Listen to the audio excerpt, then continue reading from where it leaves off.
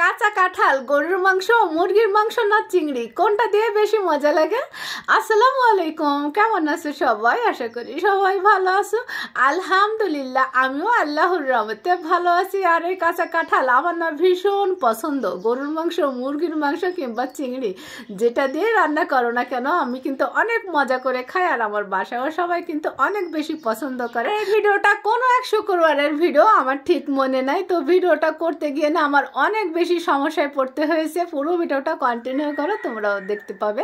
তো যাই হোক, মুরগিটাও সুন্দর করে কেটে নিয়েছে। আর এই কাঁঠালগুলো আমিও দেখো কেটে নিয়েছি, একটু বড় সাইজ হয়ে গিয়েছে আমার কাটা। তো যাই হোক, আমি এই যে কিন্তু একটু লবণ আর হলুদ দিয়ে সুন্দর করে এটাকে 70% সিদ্ধ করে নিয়েছি। আর এই যে চুলায় প্যান বসিয়ে দিয়েছি এখানে পরিমাণ মতো তেল। আর এই যে কেটে ধুয়ে রাখা আলু দিয়েছি। কাঁঠাল রান্না করার সময় একটু আলু দিলে কিন্তু খেতে বেশ ভালোই লাগে। আমার আজকে সবকিছু কিন্তু একটু আন্দাজ ছাড়া হয়ে গিয়েছে। তো যাই হোক, আলুটা আমি একটু লাল লাল করে না ভেজে নিয়েছি, যেন পরে সিদ্ধ হতে বেশি সময় না লাগে। তো এই যে ভাজা হয়ে গিয়েছে, আর ওই একই তেলে আমি দিয়ে দিয়েছি ওখানে গোটা গরম মশলা।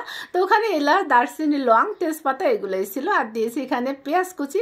পেঁয়াজ কুচিটা একটু বেশি পরিমাণে দিয়েছি। তার বছর প্রথম কাঁচা কাঁঠাল রান্না করতেছি দেখে আমি সব বাটা মশলা দিয়ে কিন্তু রান্নাটা করেছি। তো এখানে আমি কিন্তু পেঁয়াজ কুচি আগে ভেজে নিয়েছি, পরে কিন্তু আবার বাটা পেঁয়াজ দিয়েছি, আদা রসুন বাটা দিয়েছি, শুকনো মরিচ বাটা, জিরা বাটাটাও দিয়েছি। দিয়ে তেলের সাথে খুব সুন্দর করে না একটু আমি ভেজে নিয়েছি, যাতে করে মশলার কাঁচা গন্ধটা চলে যায়। তারপর এখানে আমি ধনিয়া গুঁড়ো দিয়েছি, হলুদ দিয়েছি। দিয়ে আমি কিন্তু আবারও তেলের সাথে একটু ভেজে পরিমাণ মতো পানি দিয়ে মশলাটা খুব সুন্দর করে কষিয়ে নিয়েছি।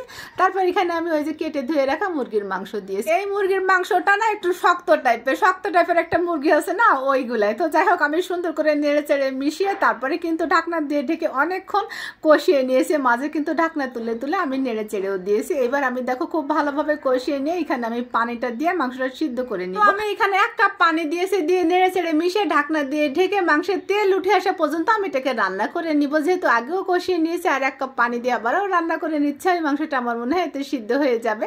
তো এই যে আমি সুন্দর করে কষিয়ে নিয়ে উপরে যখন তেল চলে আসছে, তখন কিন্তু আমি দিয়ে দিয়েছি ওই যে কাঁঠাল সিদ্ধ করে রেখেছিলাম সেটা, আর ভেজে রাখা আলু। কাঁঠালটা সিদ্ধ করার পরে আলুর সাথে কিন্তু তোমরা একটু ভেজেও নিতে পারো, কিংবা আলাদা করেও ভেজে নিতে পারো। তো আমি দেখো কি বোকার মতো কাজ করছি, আমি না কিছু কাঁঠাল রেখে দিতে চেয়েছিলাম যে পরে আমি রান্না করব আবার।